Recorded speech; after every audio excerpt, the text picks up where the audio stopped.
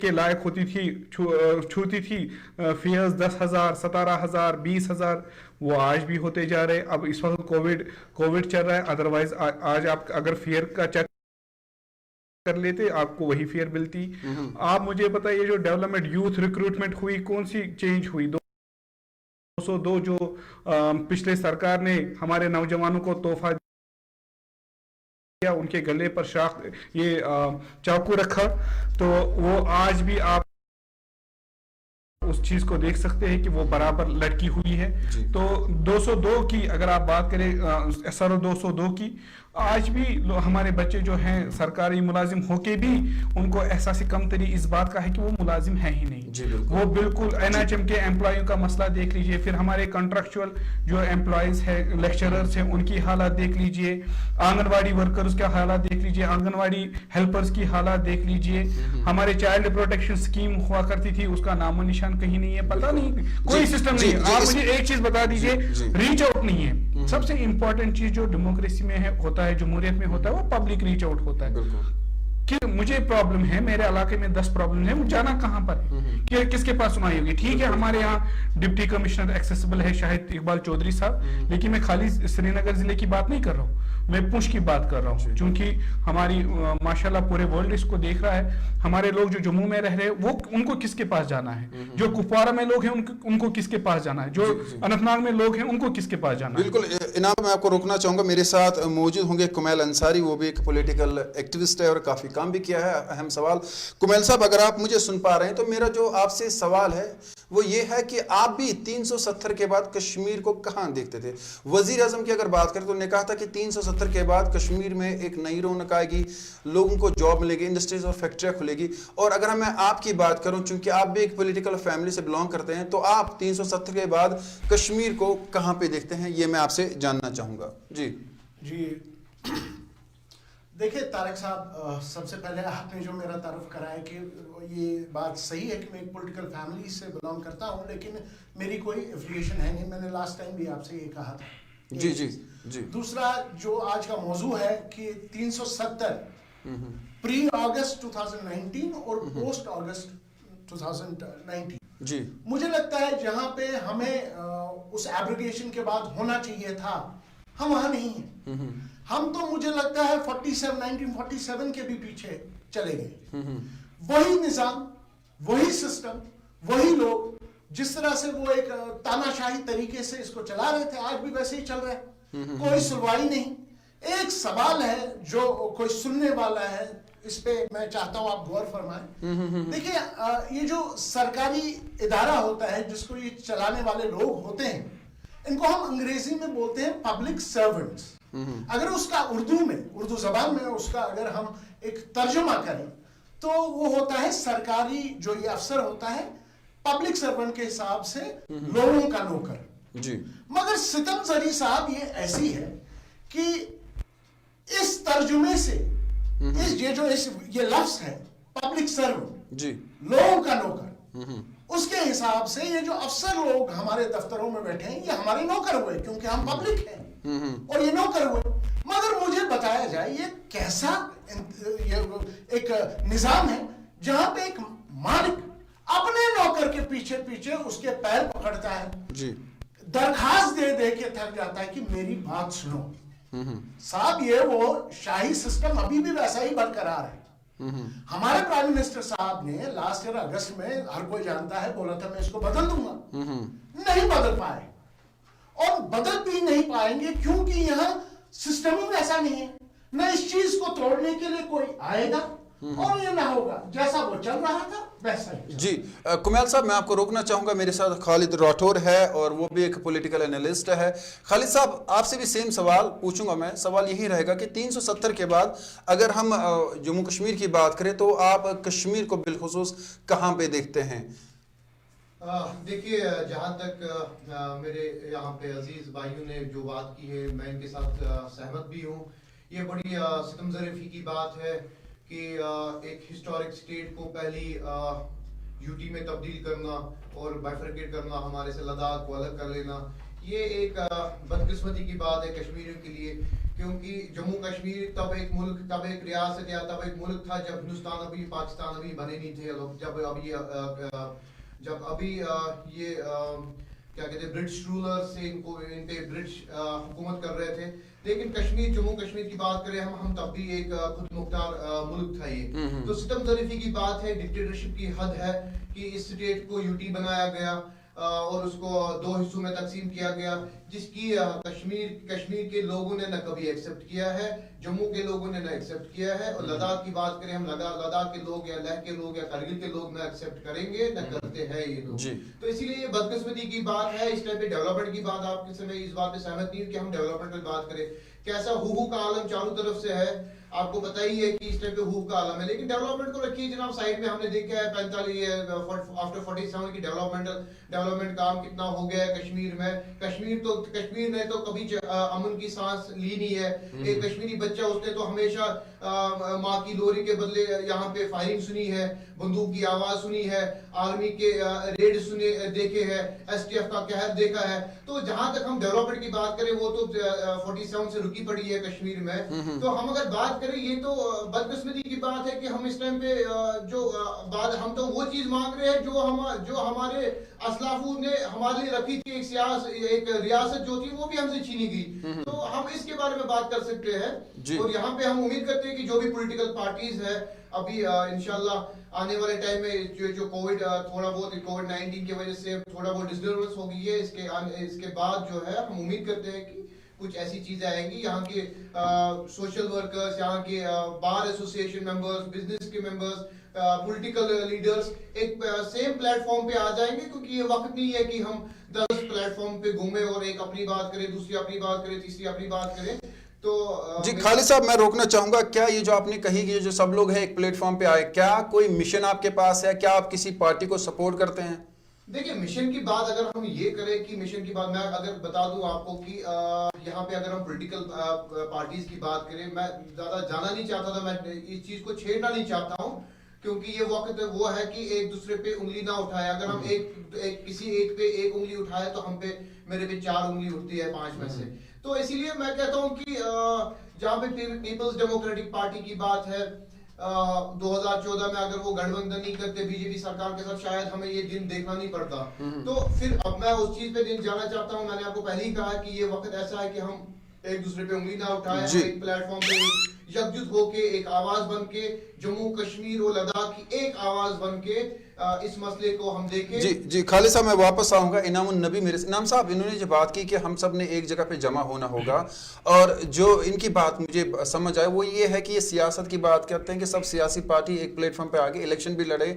आप इस वक्त चाहते हैं कि जम्मू कश्मीर में इलेक्शन हो, एक सियासी खीमा सामने आए, या आपको लगता है कि जब तक लोगों के मसाइल, जिनमें से 370 की भी बात करें, या अभी हम देखते हैं कि हमारे जो बच्चे जेलों के अंदर बंद है, पहले वो चीजें ठीक की जाए, उसके बाद जो है जम्मू कश्मीर इलेक्शन हो, तो इन चीजों को आप कैसे देखते हैं? देखिए, पहले मैं अपने खालिद भाई को एक बात बताना चाहूँगा यहाँ पर। उन्होंने महबूबा जी की बात की, हम इख्तिलाफ रखते हैं, हमने काफ़ी लिखा भी है और बोला भी है, खुद इस वक्त भी लिखते भी हैं और बोलते भी है।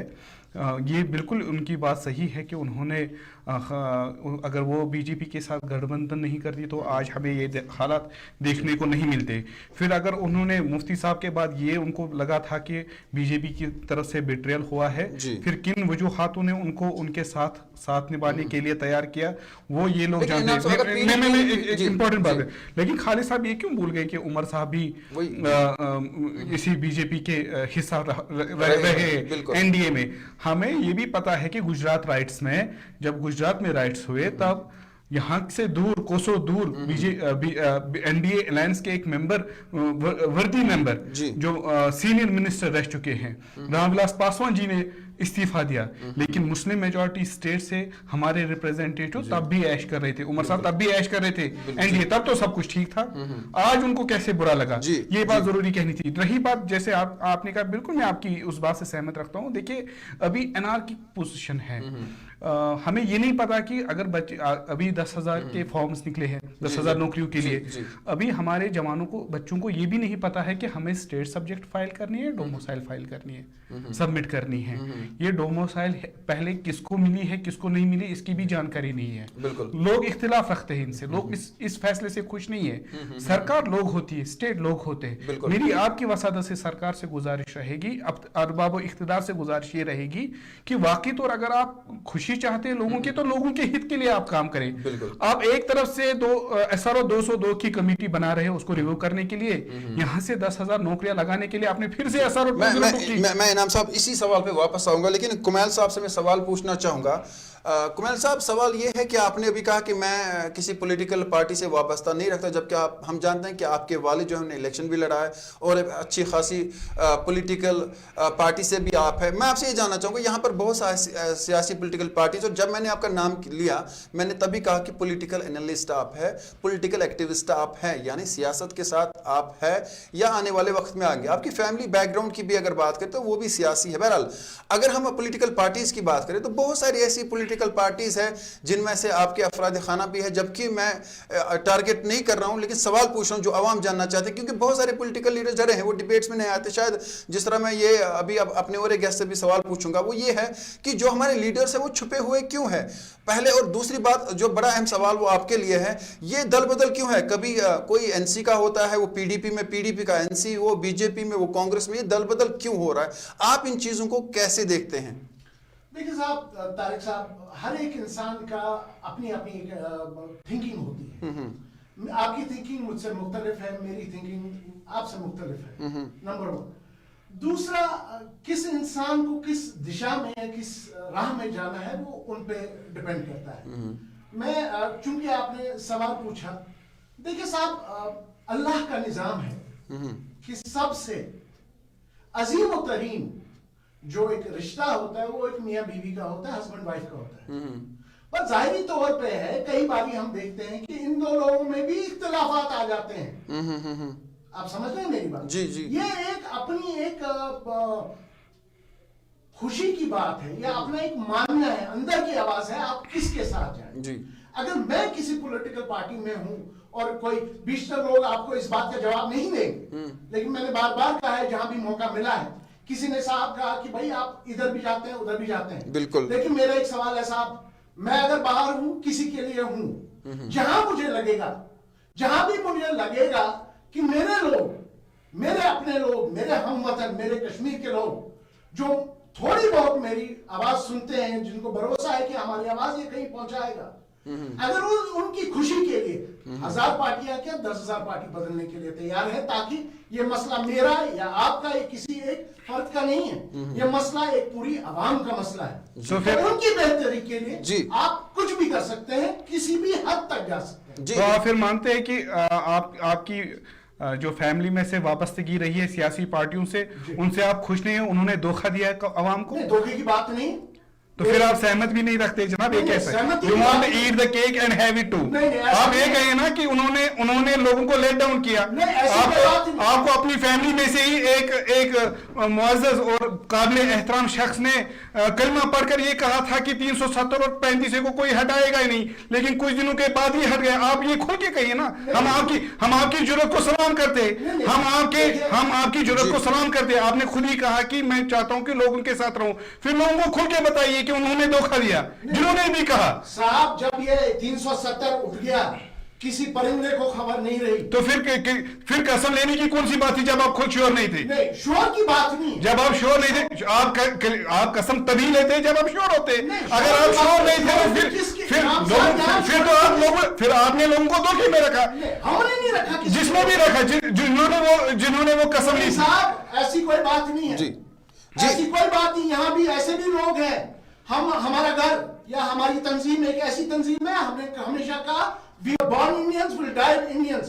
ऐसे भी लोग हैं साहब, मैं नाम नहीं लेना चाहता हूँ, ओथ गवर्नमेंट ऑफ इंडिया के कॉन्स्टिट्यूशन के हिसाब से लेते हैं और बाकी जाके आजादी और सेपरेटिज्म की बात करते हैं। जी जी इनाम आपके लिए अच्छा सब जी जी इनाम इसका जवाब दीजिए। बहुत सारे डिबेट्स में बातें उठती हैं और एंकर जरूर ये सवाल पूछता है कि आप इंडियन है या नहीं। हम ये सवाल ही नहीं पूछेंगे, ये रेलिवेंट क्वेश्चन है ही नहीं हमारे लिए। मैं ये सवाल पूछना चाहूंगा पहले, क्योंकि खालिद साहब हमारे साथ हैं जिन्होंने बात की थी महबूबा मुफ्ती की। खालिद साहब आपसे ये सवाल पूछना चाहूंगा, मैं फारूक अब्दुल्ला साहब की बात करना चाहूंगा। फारूक अब्दुल्ला साहब के बारे में आपके क्या ख्यालात है, वो किस तरह के लीडर है? मुख्तसरन बताएगा ताकि उसके बाद मैं आपसे सवाल पूछूं। अभी ये सवाल नहीं है जी। देखिए फारूक साहब की जहाँ तक हम बात करें कि इसमें कोई दो राय नहीं है कि मुख्तलिफ लोगों की मुख्तलिफ राय होती है, लेकिन जहाँ तक हम फारूक अब्दुल्ला साहब की बात करेंगे वो एक दिग्गज लीडर है, एक काबिल एहतराम और सियासत में उनका एक अलग नाम है, ना कि रियासत जम्मू कश्मीर में बल्कि पूरे हिंदुस्तान में उनका नाम है और सीनियर रहनुमा है वो हमारे। तो जहाँ तक हिंदुस्तान की बात करें, लेकिन मुझे लग रहा है कि इतना जो फारूक साहब ने पहले से कहा है कि जितने हिंदुस्तान को मतलब उन्होंने साथ दिया है टाइम पे जी जी मैं जी यहाँ पे उभरेगा कि बिल्कुल हिंदुस्तानी होगा। मैं समझ गया खालिद। मुझे लगता है कि हिंदुस्तान ने उनको भी डिच किया, क्योंकि आपको मैं ये बताता हूँ कि 3 दिन पहले ही जम्मू कश्मीर के 3 दीगर सियासतदान जिनमें हमारे MP भी थे, उमर साहब भी थे और फारूक साहब भी थे, वो प्राइम मिनिस्टर मोदी से मिले हैं। और जहां पे मोदी साहब उनको इस चीज के आश्वासन देते हैं कि आप जाइए, कोई 370 के साथ हाथ नहीं लगाएगा, आप जाइए इलेक्शन की तैयारी कर दीजिए। यहाँ पे जो फोर्स को लाया जा रहा है, जो हम यहाँ से बारकू में वापस फोर्स को भेज रहे हैं, वो इसलिए भेज रहे हैं हम क्योंकि वहां पे जो यात्रा चल रही थी, वहां पे जो म्युनिसिपैलिटी के इलेक्शंस हो गए थे, वो बहुत टाइम से वहां पे CRPF के दस्ते लगे हुए थे, उनको जाना है। खालिद मैं रोकना चाहूंगा। सबसे पहले मैंने आपसे ये सवाल पूछा था, क्या आप, मैं माफी चाहूंगा आपसे, मैं सवाल पूछ रहा हूँ, कड़े सवाल होंगे ताकि अवाम भी जाने। सबसे पहले आपने कहा कि आप किसी सियासी पार्टी से नहीं है, उसके बाद मैं आपको करेक्ट करता हूँ, मैं आपको अभी हमारे पास नेशनल कॉन्फ्रेंस से मुंसलिक हूं जी और मैं ये आपसे सवाल कि मैं नेशनल कॉन्फ्रेंस का एक सिपाही हूं, क्योंकि नेशनल कॉन्फ्रेंस एक ऐसी तंजीम है कि जिसने आप जनाब आप कश्मीरी लोगों की एक आवाज बन के उभरी है जी, और जहां पे भी बिल्कुल कोई भी नेशनल कॉन्फ्रेंस के बगैर तंजीम आई, वो तो एजेंसीज की क्रिएशन है और उनको एजेंसीज ने यहाँ पे एक आवाज कश्मीरियों की आवाज को दबाने के लिए यहाँ पे कौन सी पार्टी ऐसी है वो एजेंसी की क्रिएशन पर होगा जिस इतिहाद की बात करें। सॉरी दिग्गज लीडर आप किसको कहते हैं? ऑटोनॉमी का क्या हाल हुआ है उस चीज को आप दिग्गज कहते हैं? दिग्गज आप किसको कहते हैं? सिक्योरिटी ज्यादा होने को दिग्गज कहते हैं? आपकी बात करूंगा नहीं मुझे कंप्लीट करने दीजिए खालिद साहब, मुझे मेरे को टाइम दे। इनाम पूछिए आप क्या पूछना चाहते हैं। इन्होंने एक जबरदस्त बात की, कहा लीडर दिग्गज होते हैं। क्या बड़ी गाड़ी लीडर को दिग्गज बनाती है? नहीं। क्या ज्यादा सिक्योरिटी होना लीडर को दिग्गज बनाती है? वो आप बताइए। मुझे बताइए, अगर दिग्गज होते तो 370 को हमें ये पता था, हमें ये कहा गया था। देखिए 1947 से लेकर आज तक तो NC ही रूल करते आई है। हमें ये कहा गया था कि एक्सेशन जो है वो टेम्परेरी है। ये पोस्ट एब्रिगेशन की बात करें, हमें ये बताया गया था कि एक्सेशन जो है वो टेम्परेरी है और 370 जो है वो परमानेंट है। लेकिन 5 अगस्त के बाद कौन चीज परमानेंट है, कौन चीज टेम्परेरी नहीं है। मैं इनाम साहब माफी चाहूंगा, लेकिन मैं कुमैल साहब से ये पूछना चाहूंगा, कुमैल साहब क्या आप एजेंसियों ने आपकी पार्टी को बनाया है, जिस तरह से अभी खालिद साहब कह रहे थे, क्या कौन सी एजेंसी आपके पीछे है? इसका जरा जवाब दे। जहां तक मुझे पता है हम तो किसी एजेंसी वाले को जानते हैं नहीं, क्योंकि खालिद साहब हमारे दोस्त यहाँ बैठे हैं। अगर इनको ये पता है यहाँ पॉलिटिकल पार्टीज को एजेंसीज का, वो कहते हैं ना एक वर्ड में होता है उसका आशीर्वाद है, वो बेहतर जाने। हमें तो ऐसा कुछ पता नहीं है कि कोई ऐसी एजेंसी है जो कोई किसी का घर चलाती है या पार्टी चलाती है। ये बेहतर होगा या आप उनसे सवाल करें कि कौन किसको चलाता है। हमने यहाँ माना था अल्लाह ताला के बाद यहाँ सेंट्रल गवर्नमेंट चलाती है। अब अगर एजेंसी चलाती है, माफ कीजिएगा, इस पॉइंट पे मेरे पास ज्यादा कोई नॉलेज नहीं। जी खालिद, वापस आऊंगा मैं आपके पास। सवाल ये है, आपने फारूक अब्दुल्ला साहब की बात की, हम मानते हैं कि बड़े लीडर, लेकिन ये भी आपसे पूछना चाहूंगा, क्या फारूक अब्दुल्ला के बारे में ये बातें भी कही जाती है कि वो 3 जगहों पे 3 बातें करते हैं, दिल्ली में एक, जम्मू में एक और कश्मीर में एक। और आपने खुद बात कही आज की, अगर हम डेट की बात करें, मैं आपसे ये पूछना चाहूंगा, लेकिन छोटा सा जवाब दे। अगर हम वजीर आजम हिंद की मोदी जी की बात करें, तो क्या नेशनल कॉन्फ्रेंस उनको प्राइम मिनिस्टर एक्सेप्ट करती है? और क्या वो मानती है कि अगर बीजेपी कल उन्हें कहे कि हमारे साथ सरकार बनाए, क्या मुख्तसर जवाब हाँ या ना में, क्या नेशनल कॉन्फ्रेंस तैयार है? देखिए जनाब, इसमें हाँ या ना में देने की जवाब बात है नहीं। जो आपने सवाल पूछा है, पहले मैं आपको ये बता दूंगा कि इस टाइम पे ये बात करना सरकार की बात, ये कहीं इस टॉपिक के साथ टच नहीं करता है। नहीं, मैं फारूक साहब की बात करें, हम आप कह रहे हैं कि उनकी 3 जगहों पे 3 बात है। ये मैं नहीं कह रहा हूं, मैं नहीं कह रहा हूं, मैं नहीं कह रहा हूं जी को मानते हैं जी। देखिए जनाब, आपके मानने से या मेरे न मानने से मैं पार्टी का स्टैंड जानना चाहता हूं। प्राइम मिनिस्टर ऑफ इंडिया को हिंदुस्तान के लोगों ने प्राइम मिनिस्टर बनाया है और भारी अक्सरियत से जिताया है। इस बात को पहले हमें अंडरस्टैंड करना चाहिए, ठीक है। जहां पे प्राइम मिनिस्टर की बात करें हम, वो हिंदुस्तान में वाकई में भारी अक्सरियत से कामयाब हो गए हैं। फिर हमारी बात क्या हो गई कि हमारे साथ उनका रवैया कैसा है। ये बात कहीं मुझे मैं डरूंगा नहीं ये बात कहने से कि हमारे साथ जब से भी प्राइम मिनिस्टर ऑफ इंडिया यहाँ पे आए हैं, उन्होंने सोतेली माँ का यहाँ पे बर्ताव कश्मीरियों के साथ, जम्मू कश्मीर और लद्दाख के लोगों के साथ किया है और करते भी रहे। आप देखिए पैंडेमिक कोविड-19 का नाजायज फायदा उठा रहे हैं। यहाँ पे लॉकडाउन चल रहा है, यहाँ पे लोग परेशान हैं, खाने के लाले पड़े हुए हैं, और वहां से एक कानून ऐसा आ रहा है सेंटर से जो एक पैंडेमिक से कम नहीं है। डोमिसाइल सर्टिफिकेट की बात करें हम, उस टाइम पे लाना यहाँ पे जहाँ पे एक आम इंसान पूरे वर्ल्ड में परेशान है, इस टाइम पे ऊपर वाले से हमें दुआ करनी चाहिए कि कोई ऐसा पैकेज आए जिससे गरीब को राहत मिले, कोई ऐसा पैकेज आए जहां पे हमारे वेंटिलेटर्स या जहां पे दवाइयों की जरूरत है, जहां पे कहीं पे हमें किसी जगह पे हमें हुकूमत की सपोर्ट की जरूरत है। खालिद साहब मैं समझ गया। खालिद साहब सवाल बरसों से आपकी सरकार थी, आपने वेंटिलेटर्स क्यों नहीं लगाया? आपके अनंतनाग में जहां से आपका एमपी हुआ करता था, जहां से आज भी आपका एमपी है, जहां से आपसे के सीनियर मिनिस्टर आए थे। आपसे कि हम इस टाइम पे इस डिबेट को बाकी न्यूज चैनल्स की तरह ना करें। हम बिल्कुल आप अपना टाइम ले जी। अभी मैं आपकी बात का जवाब देना चाहता हूँ पहले कि आपने ऑटोनॉमी की बात की, आपने नेशनल कॉन्फ्रेंस की जो उनने सरकार चलाई है उसकी बात की। मैं आपसे एक छोटा सा सवाल पूछना चाहता हूं, क्या आपको ये पता है कि ऑटोनॉमी नेशनल कॉन्फ्रेंस ने भारी अक्सरियत से असेंबली में कब पास की थी? जब भी की होगी 96 के बाद ही तो कर ली थी, उससे पहले तो थे नहीं आप कहीं। आपने तो मुसीबत में अपने लोगों को छोड़ा है। आपने मुसीबत के टाइम अपने लोग, ये कैसा सवाल आपने मुझसे पूछा? आपने मेरे से कैसे सवाल पूछा? आपने मेरे से कैसे सवाल, आप ये पूछे 96 तक आप कहाँ थे? 96 के बाद आपने 96 तक तो आप लंदन में ऐश कर रहे थे, लंदन में आप ऐश कर रहे थे। 96 के बाद आपने इख्तियार लिया। इनाम साहब ऑटोनॉमी का ड्रामा किया और यहाँ पर वक्त लगा के बैठे हैं कि दिग्गज लीडर, किस दिग्गज लीडर की बात कर रहे हो? मैं सबको रोकना चाहूंगा। दिग्गज लीडर होते तो 96 तक गए थे। दिग्गज लीडर होते तो ये ड्रामा कहीं और कर लीजिए। एक वक्फा लेंगे और वक्फे के बाद वापस आएंगे। वक्फा चलाएं। हमें बोला आपने कि ब्रेक चल रही है, हम ब्रेक की ओर जाएंगे। यहाँ के जो बंदे आज बात के लिए दिया है। बैठे थे, जब नेशनल कॉन्फ्रेंस का एक बंदा यहाँ पे अपना खून दे रहा था, क्या बात कर रहे हैं आप बताइए। खालिद या मजहब, हम सब इंसान हैं। इस मुश्किल वक्त का सामना हम सबको एक साथ करना है। वबा खतरनाक है मगर परहेज आसान। कोरोना वायरस आपके घर में तब तक दाखिल नहीं होगा जब तक आप बाहर जाकर उसे खुद मधु न करें। कोरोना वायरस को हराने के लिए हाथ धोकर इसके पीछे बढ़े। निहायत जरूरी काम हो तो बाहर जाने पर अपने मुंह और हाथ को मास्क से ढकें। कोरोना वायरस संगीन बीमारियों का सबब बन सकता है। इसका बेहतरीन इलाज परहेज है। तभी और जिला इंतजामिया की तरफ से जारी करदा हिदायत पर पाबंद रहे। आपका ताउन हमारी जीत की अलामत है। क्या आप कोरोना वायरस को हराने में हमारे साथ हैं? ये हमारा सवाल है और इल्तिजा भी। District disaster management authority Srinagar की तरफ से मफाद आमा में जारी। यूनानियो पंचकर्मा अस्पताल सिकिडाफर चौक ईदगाह श्रीनगर। यूनानियो पंचकर्मा अस्पताल पंपोश कॉलोनी नटीपोरा श्रीनगर। मे नाव सजाद नज़ीर तो बहुत सोगरुक रोजान वोल। किडनी अंदर कन 4 7.5 mm तो 6.5 mm।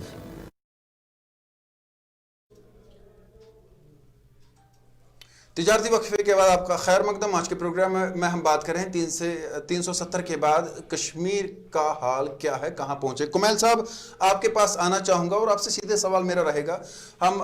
मैंने पहले ही जब हमने प्रोग्राम स्टार्ट किया तो तभी कहा कि हम कोई भी पर्सनल अटैक नहीं करेंगे। हाँ, कुछ चीजें आती रहती हैं, उनका जवाब दीजिए। बहरहाल कुमैल साहब, सवाल ये है, हम 370 की बात करें और यहाँ पर मैं एक लीडर का नाम भी लूना चाहूंगा, वो सज्जाद साहब है। जब वो आए तो उन्होंने कहा, दावा भी किया कि वो वजीर आला बनने वाले हैं, उनके पास नंबर्स है। फिर आप लोगों ने भी जो है उनका साथ दिया। आज की डेट की अगर मैं बात करूं तो आप सज्जाद लोन या पीसी को कहां पे देख रहे हैं? क्या आपको लगता है कि वो पार्टी उभर के सामने आएगी? देखिए तारिक साहब, मैं माफी चाहूंगा। देखिए, मैं उस पोजीशन में नहीं हूं कि मैं आप खुद को पॉलिटिकल एनालिस्ट कहते हैं, तो मुझे जवाब दीजिए। नहीं, सुनिए मेरी बात सुनिए। मैं कोई एनालिस्ट नहीं हूं, ये आप लोगों ने मुझे एक नाम अता किया है। लेकिन मैं आपको वाज़ेह तौर से बात करूं, देखिए, मुझे आपने सिर्फ एक डेवलपमेंट इशू पे बुलाया था और ये बेहतर रहेगा कि तो डेवलपमेंट कौन करे? क्या वो हमारे लीडर्स नहीं करेंगे? हाँ, मैं उसी पे आ रहा हूं। मैं उसी पे आ रहा हूं। देखिए तारिक साहब, मैं ये गुजारिश करूंगा, आपसे अपील करूंगा कि इन हालातों को, प्रेजेंट हालातों को आप पॉलिटिकल प्रिज्म से ना देखें। नंबर 1, आप देखिए, आप जो एक इस वक्त हकीकत है, चाहे वो कोविड का एक मार है या हमारे अंदर जो यहाँ हमारे रियासत में, जिसको हम अब यूनियन टेरिटरी कहते हैं, जम्मू एंड कश्मीर, वहां उसकी हालत क्या है। सवाल ये है, साहब, कौन क्या करेगा वो मसला नहीं है। मसला ये है कि क्या होना चाहिए और क्या नहीं होना चाहिए, क्या चीजें इन प्लेस होनी चाहिए और कौन सी ऐसी चीजें हैं जो जगह पे नहीं होनी चाहिए। मुद्दा ये है। किस तरह से, मुझे एक बात बताइए, एक आम दूर फार फ्लंग एरिया में जो रहने वाला इंसान है, उसे क्या फर्क पड़ता है कौन इदारे में है कौन नहीं है? उसे सिर्फ ये फर्क पड़ता है क्या उसका बच्चा स्कूल जा सकता है, क्या उसके पास मेडिकल फैसिलिटी है, क्या उसके पास बिजली है, सड़क है, हर एक जरूरियात है। मैंने पीछे एक बाइट दी थी, मैंने उसमें कहा था, बहुत अजीब मुझे लगा कि एक न्यूज चैनल ने ये कुछ दिन पहले एक न्यूज स्टोरी कवर करी थी कि बनिहाल का एक इलाका है, आजादी के बाद आज तक वहां डिस्पेंसरी तक नहीं आई। अब उस वक्त कौन चला रहा था, ये सवाल नहीं है, छोड़िए साहब, वो कल की बात है, वो लौट के नहीं आता वो वक्त। लेकिन आने वाला वक्त कल है हमारे पास। क्या हम कर सकते हैं ताकि उन लोगों के पास उस इलाके में एक मेडिकल फैसिलिटी आए? तो आप लोग कुमार साहब बार ये सवाल पूछे, एक मिनट सवाल पूछे, क्या हुआ भाई? वो की बात है, एप्लीकेशन हो चुका है जी, उसके बारे में आप खोदा पीटी करेंगे तो उससे कुछ नहीं। हम तो वही पूछ रहे हैं ना, 370 के बाद कैसे चलना है, क्या करना है? मुझे आप एक बात बताइए, क्या कल की डेट में आप आगे आएंगे कश्मीर के नए लीडर बनकर? बताइए। बात नहीं है। तो फिर अगर लोगों का इत्मीनान रहा, अल्लाह का चाहना रहा कि हमारी वजह से, जैसे हमारे इनाम साहब हैं या खालिद साहब हैं, जैसे यंग लोग हैं, अगर हमारे आगे आने से किसी एक इंसान का पेट भरता है। एक सवाल पूछूंगा आपसे तारिक साहब जी, मैं एक जवाब चाहूंगा। एक जवान बाप या एक बूढ़े बाप के सामने उसकी औलाद 4 दिन 5 दिन 1 हफ्ता 10 दिन खाना नहीं खाएगी, मुझे एक बात बताइए, क्या वो बाप, उसे कुरान याद रहेगा, गीता याद रहेगी, हिंदुस्तान पाकिस्तान रहेगा कि उसे यह याद रहेगा? वो आप लोगों ने तो हिंदुस्तान पाकिस्तान याद रखा हमेशा। आपको बता दूं, मैं कोई भी पॉलिटिकल लीडर नहीं हूं, ना कोई पॉलिसी मेकर हूं। मेरी, अगर आप बखूबी जानते हैं, मेरी एक जंग सिस्टम के साथ चल रही है ऑन वेरियस फ्रंट्स। मैं, आपको याद होगा 2004-2005 में जब वो एक आपका अर्थक्वेक आया था उड़ी में, मैं तकरीबन 10 दिन कमलकोट और मणि के इलाके में रहा हूं। दुबई में एक सिंधी कम्युनिटी है, उन्होंने एक काफी चीजें जमा करी और यहां भेजा। यहां से वहां देखिए, मैं बताना नहीं चाहता था, बात छिड़ी है साहब, वहां लोगों के पास तब भी कोई मेडिकल फैसिलिटी नहीं थी, आज भी कोई मेडिकल फैसिलिटी नहीं है। हकीकत है, मरना है, हकीकत बयान कर रहा हूं। जो भी उन लोगों को आज तक वहां मिला है, वो इंडियन आर्मी की वजह से वहां फैसिलिटीज मिली है। किसी गवर्नमेंट ने, चाहे वो कोई भी गवर्नमेंट थी, आजादी से आज तक उन लोगों के लिए कभी कुछ किया ही। जी, मैं इनाम साहब के पास आना चाहूंगा वापस। इनाम, एक सवाल आपसे पूछना चाहूंगा, वो ये है, जब हम सियासत की बात करते हैं कश्मीर में और 370 की बात करते हैं, हर एक जो है वो पीछे हट रहा है। कोई अपनी पॉलिटिकल पार्टी का नाम नहीं बताता है, कोई डरता है कि मैं जेल में जाऊंगा। 370 के बाद तो हम सारे पहले सब लीडर्स थे और जो नहीं था वो भी लीडर बन रहा था। तो आज ये लीडर कहाँ गए और नाम लेने से क्यों डर रहे हैं? देखिए असल में ये बात है कि उनके पास कोई चीज़ रही नहीं। वो कभी ऑटोनॉमी पर वोट लेते थे तो कभी सेल्फ रूल पर वोट लेते थे। मुझे एहतराम है सब लोगों का जो हमारे आज इस डिबेट में शामिल है, या उन पार्टियों का। बहरहाल वो उन्होंने अपना जो इलेक्टेड रिप्रेजेंटेटिव कैरेक्टर है वो दिखाया है, लेकिन हम उन्हीं से तो गिला कर सकते हैं जिनको हमने चुना है। तो मेरी एक बात, एक चीज़ से मैं बिल्कुल इत्तेफाक रखता हूँ कुमैल जी से, जिन्होंने उन्होंने ये कहा कि हमें तमीर और तरक्की की बात करनी चाहिए। बिल्कुल मैं इसके हक में हूँ। हम हर एक चीज़ का वेट कर सकते हैं, हम एजुकेशन का वेट नहीं कर सकते। लेकिन मेरी एक इम्पॉर्टेंट चीज़ है, आप तरक्की को तभी कर सकते हैं जब आपके पास माहौल साजगार है। बिल्कुल, माहौल साजगार तभी हो सकता है जब कोई पॉलिटिकल प्रोसेस होगा। Political process doesn't only mean the electoral process, it includes the electoral process. ठीक है, इसमें डिबेट्स आते हैं, डिस्कशंस आते हैं, पब्लिक रीच आउट आता है, पॉलिटिकल एक्टिविटीज आती है, डिबेट्स, डिसेंट को आप अलाउ करें। जमहूरियत की खूबसूरती, जमहूरियत की एसेंस तो यही होता है। अब देखिए जनाब, जहाँ पर हजारों की तादाद में बच्चे रियासत के अंदर और रियासत के बाहर जेलों में नजरबंद है। हमारे जो कायदीन हैं, मेन स्ट्रीम के कायदीन, अगर वो कहीं पर बंद रहे, मुझे उनसे और जो इलाही पसंद लीडर्स, उनका नाम नहीं लिया। मैं सब की बात, आप मुझे सुनिए, जब मैं कहीं पर चूकूंगा तो मैं भी तो बहरहाल इंसान ही हूँ, चाहे वो मेन स्ट्रीम लीडर्स हो या अलहदगी पसंद रहनुमा हो। इसलिए मेन स्ट्रीम लीडर फिर भी घरों यहाँ पर नज़रबंद रहे, चाहे संतूर होटल में रहे, MLA हॉस्टल में रहे। लेकिन आप हमारे उन बच्चों का हाल पूछ लीजिए जनाब, जो इलाहाबाद जेल में है, जो वाराणसी जेल में है। आज महबूबा जी को याद आती है, उनकी बेटी को याद आती है माँ की, राइटली सो। कहीं उनको सर्जन बरकती भी याद रखना चाहिए, जब उनकी माँ ने उस सर्जन बरकती पर PSA लगाया, जिस सर्जन बरकती के घर पर कोई और कमाने वाला नहीं और छोटे-छोटे बच्चे। उनके बारे में कहा जा रहा है कि इनामुन नबी जैसे लोग जब टीवी डिबेट्स में आते हैं तो बच्चों को प्रोवोक करते हैं। वही वजह है कि आज जो बरकाती जेल के अंदर बंद है, उसकी वजह भी इनामुन नबी है। अरे जनाब, मैं प्रोवोकेशन की बात ही नहीं कर रहा हूं, मैं आपको कह रहा हूं माहौल को साजगार बनाने के लिए आपको हालात ठीक करने चाहिए। अब हालात ठीक करने को आप प्रोवोकेशन कहते हैं। मैं कह रहा हूं माहौल को साजगार बनाने के लिए, डेवलपमेंट को इनिशिएट करने के लिए आपको पहले सियासी माहौल साजगार करना चाहिए। मैं आपको अकाउंटेबिलिटी की बात कर रहा हूं। मैंने प्रोग्राम की शुरुआत में आपसे कहा अकाउंटेबिलिटी, ट्रांसपेरेंसी, करप्शन, ये कहां प्रोवोकेशन है?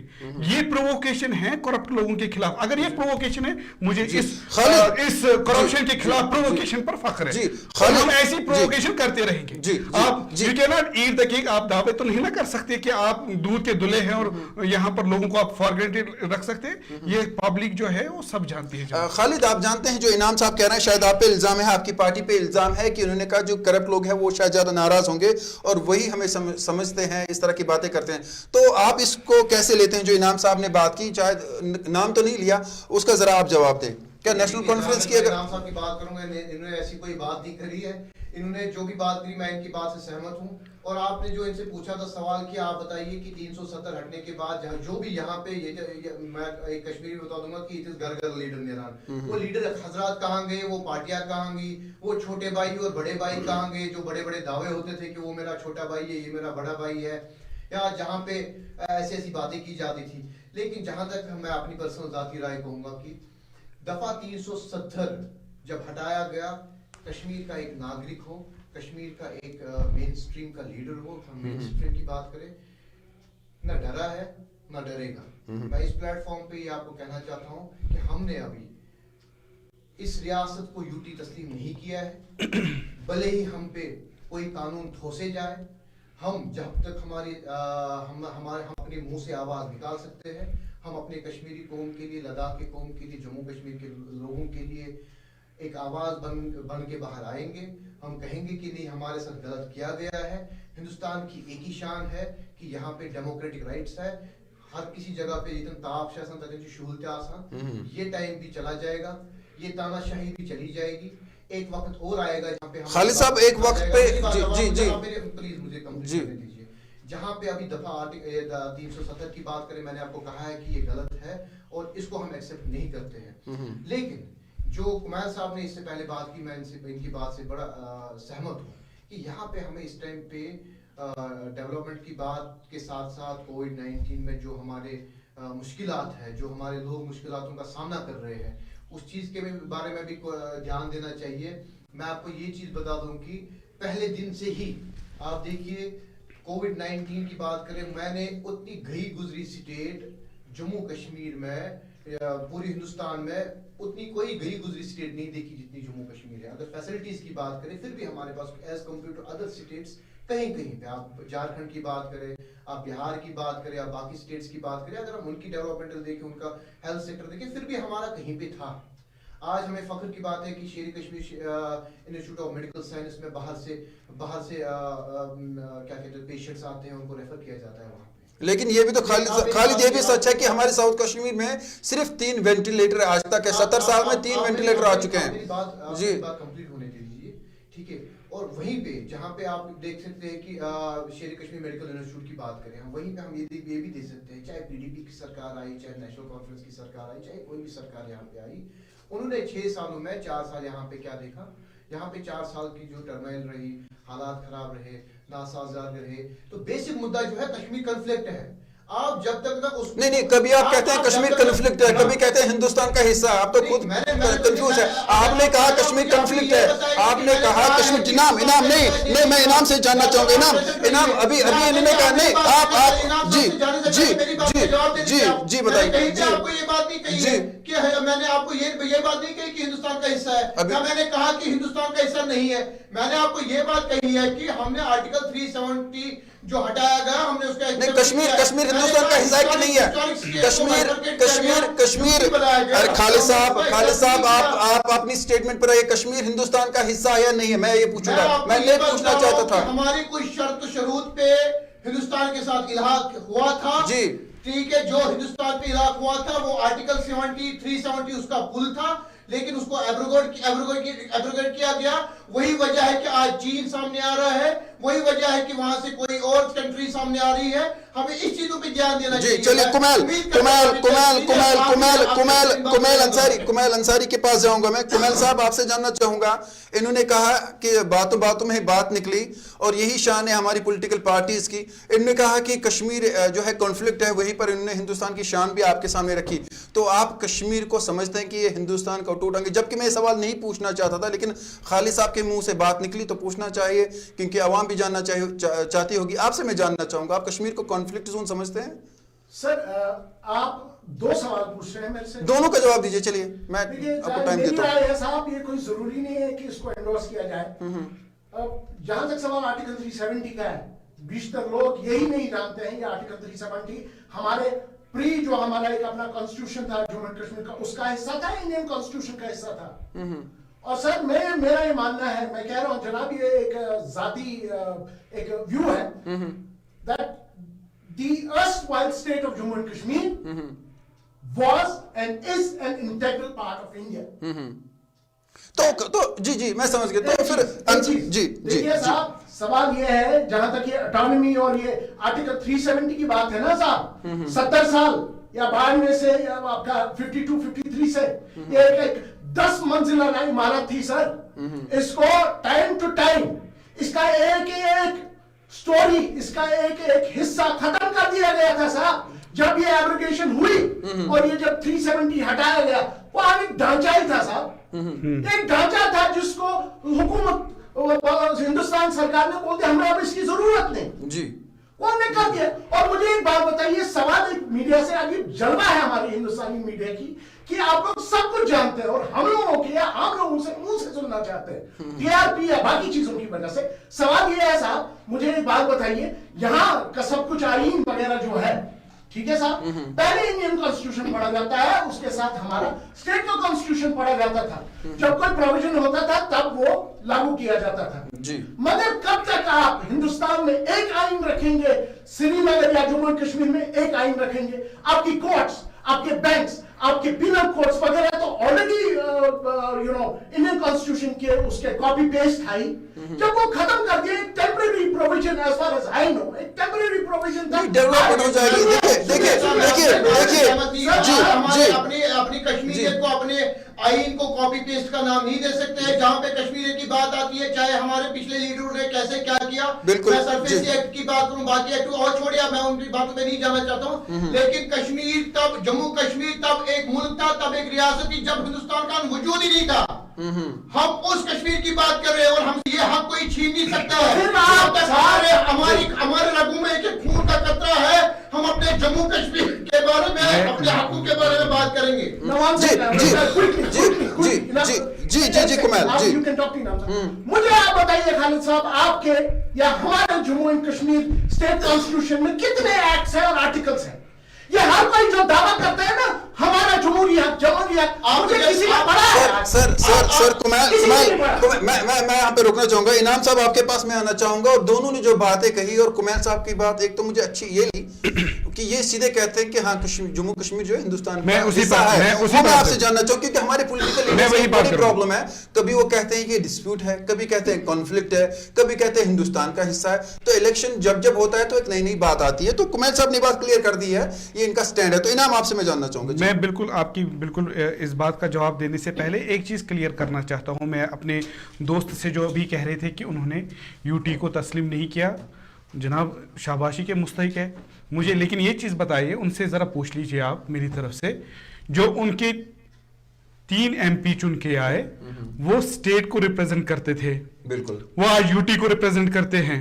अगर उनको एक्सेप्टेबिलिटी नहीं है यूनियन टेरिटरी की, और सही में हम इस चीज के लिए उनसे इत्तेफाक रखते हैं, क्या उन्होंने आज तक रिजाइन क्यों नहीं किया? क्या चाहते कि वो रिजाइन करके वो 3 सीटें भी बीजेपी ले ली यहाँ पे? मैं बीजेपी की बात ही नहीं कर रहा हूँ, वही चाहते हैं मैं बीजेपी की बात ही नहीं कर रहा हूँ। आप मजा लेना चाहते हैं, आप ये कहकर लोगों को खुश रखना चाहते हैं कि हम यूटी को एक्सेप्ट नहीं करते हैं, और यहाँ पर आप कह रहे हो कि हम आपने इलेक्शन लड़ा है स्टेट को रिप्रेजेंट करने के लिए। अगर आपको यूटी तस्लीम नहीं है, कह दीजिए उनको दोबारा लड़ के आइए, दोबारा चुन के आइए। खालिद सवाल ये है, आपके 3 लोग हैं ठीक है पार्लियामेंट में, क्या अगर आप यूटी को तस्लीम नहीं करते तो हम ही वोट डालेंगे, हम निकलेंगे वोट डलवाने के लिए। ये भी हम समझते हैं कि डेवलपमेंट के लिए हमारे लोगों का रहना जरूरी है, ये भी दूसरी बात है। तो खालिद क्लियर कर दे। जी जी, आपने बहुत अच्छी बात करी और इस बात का मैं जवाब देना भी चाहूंगा। 5 अगस्त के बाद यहाँ पे पॉलिटिकल सिनेरियो चेंज हो गया, और जहां पे आप देखिए कि गुक्का डिक्लेरेशन की बात करें, हम गुक्का डिक्लेरेशन में जो भी पार्टी यहाँ पे पॉलिटिकल लीडर्स थे वो सारे प्रेजेंट थे गुक्का पे, चाहे उनमें सजाद गनी लोन साहब की बात करें हम, चाहे उनमें महबूबा मुफ्ती साहब की बात करें, या बाकियों की बात करें, उमर साहब की बात करें, या बाकियों की बात करें हम। जी वो वहां से डिक्लेरेशन के बाद निकले, वो शाम को उनको अरेस्ट किया गया, डिफरेंट जेलों में भर दिया गया, जहां पे अभी भी हमारे कुछ लीडर साहिबान बंद है, जहां जिनमें महबूबा मुफ्ती साहिबा है, और हमारे अली मोहम्मद सागर साहब जो सीनियर लीडर है, हमारे जनरल सेक्रेटरी नेशनल कॉन्फ्रेंस के हैं। और तब से अभी तक आप खुदा ना मुझे बता दीजिए कहां पे हमें वो मौका मिला जहां पे हम बात कर पाए। अगर कल की डेट में एक ही प्लेटफॉर्म तो आना है ना। आपने तो 4G की अपील की थी, आपने 4G की, मैं उम्मीद करता हूं कि आप मेरी बात सुनें। जनाब मैं आपकी ही बात कर रहा हूं, एक करके आगे आ रहे, तो मिलना तो है ना, बात तो आएंगे ना, ये कैमरा तो यही होगा ना, ये स्टेज तो यही होगा ना। आप तो बातें पूछेंगे, आप तो बात आप थोड़ी मतलब यहाँ आपकी बात छोड़े, यहाँ पे तो एक आम नागरिक कश्मीर का तो पूछेगा ना कि भाई आप जो बड़े बड़े दावे कर रहे थे क्या हुआ उन चीजों का। मैंने वही जब एक प्लेटफॉर्म पे सारे आएंगे, उस टाइम पे अगर हमारी पार्टी को ये लगता है कि जो उमर साहब उस टाइम पे आएंगे, फारूक साहब आएंगे, जो वो फैसला ले लेंगे उसमें, अगर वो फैसला लेते कि 3 सीटें छोड़ दीजिए, वो ले लेंगे हम। अगर उस टाइम पे हमें लगता है कि नहीं हमें इलेक्शन में हिस्सा लेना चाहिए तो ले लेंगे। अगर हमें उस टाइम पे एक मुतफिक राय बनती कि हमें इलेक्शन में नहीं हिस्सा लेना चाहिए, जो भी होगा वो कश्मीरियत के लिए होगा, वो कश्मीर के जम्मू के लोगों में और लद्दाख के लोगों के हक में होगा। और इस टाइम पे मैं इसीलिए कह रहा हूं कि हमें एक उंगली अगर हम आगे वाले पे उठाएंगे, 4 उंगलियां मेरे खुद पे उठती है। इसलिए मैं आपसे भी गुजारिश करता हूं कि आप मोदी मीडिया है नहीं, आप कश्मीर की आवाज है। तो मैं आपसे एक ही मशवरा देता हूं, आपको एक सजेशन देता हूं, रिक्वेस्ट भी करता हूं आपसे कि आप जितना हो सके कि इस बात को आप लोगों तक वही बात आप पहुंचाने की कोशिश करें जिसमें रास्ता जो है हमारा वो जी खालिद साहब जी मैं रोकना चाहूंगा खालिद साहब आपको। यही वजह है कि इस प्लेटफॉर्म पे आपको बोलने का मौका दिया जा रहा है, क्योंकि ये कश्मीर की एक मकामी टीवी चैनल और पहल चैनल, इसलिए हमने बात करनी है और बात करेंगे भी।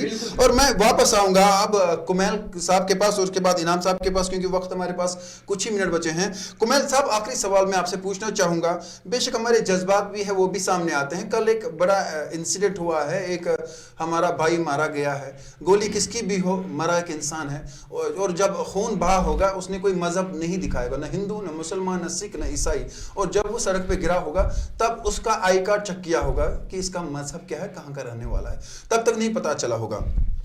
और यहां पर इन चीजों को मजहब के साथ जोड़ा जाता है। आप कल के इंसिडेंट को किस तरह से मजम्मत करेंगे और आगे हमें किस तरह से चलना होगा, क्या लाहिमल होनी चाहिए, बजाय कि एक दूसरे पर हम इल्जाम आयद करें, बजाय कि जिन लोगों ने यहाँ पे करप्शन की, जिन लीडरों ने, चाहे वो नेशनल कॉन्फ्रेंस में हो, पीडीपी में हो, और अभी बात चल रही है कि बहुत सारे लीडर्स बुक होने वाले हैं क्योंकि करप्शन के चार्जेस है, ठीक है, वो अपनी जगह पे। कल के इंसिडेंट के बारे में बताइए मुख्तसरन, वक्त कम है, तीनों से मैंने पूछना है, और दूसरी बात आगे कैसे चलना होगा ये जरा बताइए जी। देखिए तारिक साहब, सबसे पहली बात यह है कि कल जो वाकया ये सानिया पेश आया है, ये एक काला धब्बा है हमारी आइडेंटिटी पे जी, एक चीज। और दूसरी गुजारिश मैं तमाम लोगों से करूंगा कि जब वो इस चीज को बता रहे कि एक पंडित मारा गया, भाई वो सबसे पहले he was the son of soil, वो हमारा कश्मीरी था, वो मारा गया, उसका खून और मेरा खून सफेद नहीं है, या उसका और हमारे खून में कोई रंग अलग अलग नहीं है,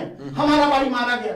इनको आज से 20 साल 30 साल पहले भी यहाँ से भगा दिया गया था। वो सबसे बड़ा एक ब्लैक स्पॉट था हमारी जिंदगियों पे, हमारी हिस्ट्री पे, और वो आगे तक वो कभी दाग अब कुमैल साहब आगे कैसे बढ़ना होगा सर? एक साथ मिलके जी, सारे हमारे जितने भी पैनलिस्ट हैं, हम उम्र हैं सब, हम लोग, हम सबको एक ही कॉज के लिए आना चाहिए। हमारे जो बुजुर्ग वालिदैन हैं, उन लोगों ने, अल्लाह उनको उम्र दराज करे, उन्होंने अपना वक्त, और हाथ में कौन सा एक ही फ्लैग होना चाहिए? सर फ्लैग की बात नहीं है सर, फ्लैग तो तब आता है, फ्लैग तो तब आता है जब जहां पे लोग इकट्ठे हो। नहीं, यहाँ तो पार्टियां फ्लैग बदलती रहती है। हमारा एक फ्लैग है, मैं कोई ऐसी बातें नहीं करता हूँ, जो हूँ अंदर से हूँ, वही दिमाग में भी हमारे पास एक ही फ्लैग है, इंडियन फ्लैग जी। चलिए, बहुत अच्छी बात। अब मैं इनाम के पास आऊंगा। इनाम, सवाल यही है, लेकिन मुझे पता है कहीं ना कहीं आप कुछ सवालों का जवाब ही नहीं देंगे। सवाल यही है, जवाब दीजिए, क्योंकि मैं ये सवाल रिपीट नहीं कर सकता। कल की उस किलिंग को हमने तब भी नेशनल मीडिया में आकर उसकी पुरजोर अल्फाज में मजम्मत की है। हम कभी भी खून खराबे के हक में नहीं है। हमसे ज्यादा उनका दर्द कौन समझ सकता है? हमने 30 वर्षों से तो अपने जवानों की, अपने बुजुर्गों की तो लाशें उठाई हुई हैं, हमने आए दिन लाशें देखे हैं। मैं एक चीज़ आपके साथ शेयर करना चाहता हूँ, जो मैं आपका इस वक्त लेना चाहूँगा। मुझे बताइए उन लोगों के लिए जो कत्लो गारत पर यकीन रखते हो। आप देखिए, सिविलियंस मरते हैं, वर्दी वाले मरते हैं, वर्दी के बगैर जिन्होंने जो हमारे जवान जिन्होंने वायलेंस इख्तियार की है, उनके लिए, सबके लिए आप एक चीज़ मेरी बात सुनिए। 2008 में 671 किलिंग्स हुए हैं। इसमें security forces, armour forces, militant, civilians को लेकर मैं कह रहा हूँ। 2009 में 460, 2010 में 470, 2011 में 228, 2012 में 143, 2013 में 203, 2014 में 235, 2015 में 219, 2016 में 395, 2017 में 449, 2018 में 589, 2019 में भी आप सेलिब्रेट करते थे डेथ डिस्ट्रक्शंस। एक चीज मुझे बताइए, 10 साल की मैंने आपको किलिंग्स गिनवाई, एक अचीवमेंट बता दीजिए किसी भी साइड की। जी बिल्कुल, कोई achievement. Death and destruction will lead us nowhere. जी जी, यही सवाल मैं पूछूंगा। आप नेल्सन मंडेला भी जब ये मिलिटरिस्टिक नेशनलिस्ट थे, उनसे भी जब उन्होंने वर्ल्ड को कहा, उन्होंने कहा कि जब तक आप वायलेंस को बंद ना करें तब तक वर्ल्ड का सपोर्ट नहीं मिल सकता। तो इनाम साहब, आखिरी सवाल पूछना चाहूंगा, लेकिन मैं आपसे ही जानना चाहूंगा, पूछूं कि नहीं पूछूं? आपकी मर्जी जनाब, हम खुल के बात रखते हैं। कुमैल साहब से सवाल मैंने 2 पूछे थे, उन्होंने जवाब दे दिया। आपसे पूछना चाहूंगा, क्योंकि जब हम सब ने एक साथ, यानी आप लोगों ने एक साथ चलना है, तो फ्लैग हाथ में कौन सा हो, झंडा कौन सा हो?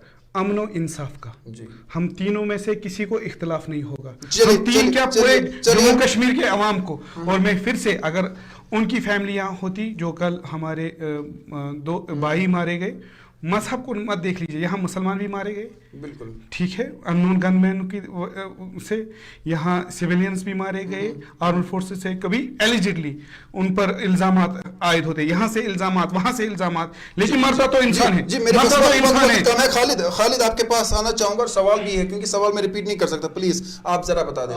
जो कल की किलिंग की बात करेंगे हम, जहाँ पे एक सरपंच को हलाक किया गया। उनको मैं इस चीज़ की खूबसूरत अल्फाज में मजम्मत करता हूँ, जितनी भी हम इसको मजम्मत करें उतनी कम है। लेकिन वहीं पे मैं सेंट्रल गवर्नमेंट को इसका जिम्मेदार ठहराता हूँ, क्योंकि उन्होंने जो वादे पंच और सरपंच लोगों के साथ किए थे, उनको सिक्योरिटी को लेके कहीं ना कहीं पे वो इस चीज़ को लेकर रहे हैं, कहीं ना कहीं पे वो इस चीज़ से मतलब फेल हो रहे हैं कि उनको सिक्योरिटी देने में और बाकी चीज़ें देने में। और जहाँ तक जम्मू में बैठ आसिफ मेमोरियल हेल्थ केयर एक सुपर स्पेशलिटी क्लिनिक, जहां पे आप काबिल और माहिर डॉक्टरों के मशवरों से फैज़याब हो सकते हैं। डॉक्टर सिद्धार्थ बिंद्रो थायराइड और शुगर मरीजों के लिए, हड्डियों के अमराज में मुब्तला मरीजों के लिए doctor Ishtiaq Abdullah, liver, stomach और इंटेस्टाइन के मरीजों के लिए डॉक्टर हिलाल अहमद डार पेशे खिदमत रहते हैं। गले, नाक और कान के अमराज में मुब्तला मरीजों के लिए डॉक्टर आसिफ अकबर सोफी अपने फराइज अंजाम देते हैं। बच्चों के लिए तजुर्बाकार और काबिल doctor Iqbal Mushtaq. Appointments book करने के लिए कांटेक्ट कीजिए 9107020027 7006 526378 01955 निकलेंगे। और उसके बाद हम उसी झंडे तले बात करेंगे, क्योंकि हमारा झंडा तब था जब हिंदुस्तान का अपना झंडा नहीं था। जी चलिए, एक चीज़ मैं अब आखिर में कहना चाहूँगा कि प्रोग्राम का वक्त जो है वो ख़त्म हुआ चाहता है। अभी तक हमने करीबन 4600 सिक्योरिटी पर्सनस खो दिए हैं गोली से ही, और इसके अलावा अगर सिविलियंस की बात करें तो वो 13,500 यानी 13,500। इसके अलावा अगर मिलिटेंट्स की बात करें 15,940 मिलिटेंट अभी तक मारे गए हैं, जिनमें से कहा जा रहा है कि 3,000 जो है फॉरेनर्स है, जो बिलखुसूस पाकिस्तान और अफगानिस्तान से आए हुए हैं। अगर हम 2020 की बात करें तो अभी तक जो है इन महीनों में 27 ऑपरेशन मेन हुए हैं, जिनमें से जून तक जो है 64 मिलिटेंट्स मारे गए और अभी तक करीबन 100 से ज़्यादा मिलिटेंट मारे गए हैं। अगर हम अब जनवरी की बात करें तो हमारी जो इकोनॉमी है वो 18,000 करोड़ नुकसान हो चुका है सिर्फ पहले 3 महीनों में, जब 370 हुआ, और अभी तक अगर हम बात करें दैट्स मोर देन 36,000 करोड़ जो हमारा नुकसान हुआ है, और 5 लाख से ज़्यादा हमारे नौजवान बेरोजगार हो चुके हैं। हमारे कश्मीर की एक खूबी है जो नेशनल मीडिया नहीं दिखाता। तीनों पैनलिस्ट एक बात इन्होंने कही कि किलिंग्स की हम मजम्मत करते हैं, काश नेशनल मीडिया यही दिखाता। नेशनल मीडिया पे हम देख रहे हैं, आप भी देख रहे हैं कि किस तरह से हर कश्मीरी को दहशतगर्द बनाकर दिखाया जा रहा है, जबकि ऐसा कुछ नहीं है। मैं तीनों पैनलिस्ट का बहुत बहुत शुक्रिया अदा करता हूं, उन्होंने अपनी बात रखी और दिल खोल कर। और नाज़रीन, इंशाल्लाह इस प्रोग्राम को भी मजीद आगे बढ़ाएंगे। फिलहाल मैं तीनों पैनलिस्ट का दिल से शुक्रिया अदा करता हूँ, इनामुन नबी, कुमैल अंसारी और खालिद राठौर, उन्होंने अपना वक्त दिया। इसी के साथ प्रोग्राम का वक्त जो है वो इख्तिताम पजीर हुआ चाहता है। आगे कश्मीरी खबरनामा और फिर मजीद प्रोग्राम आए चाहते हैं। अपने मेज़बान को इजाज़त दीजिए। अल्लाह आपको और हमारा हामी हो। अस्सलाम वालेकुम।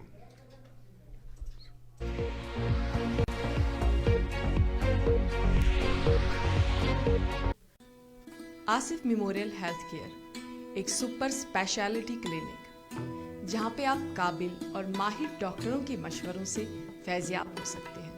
डॉक्टर सिद्धार्थ बिंद्रो थायराइड और शुगर मरीजों के लिए, हड्डियों के अमराज में मुब्तला मरीजों के लिए डॉक्टर इश्तियाक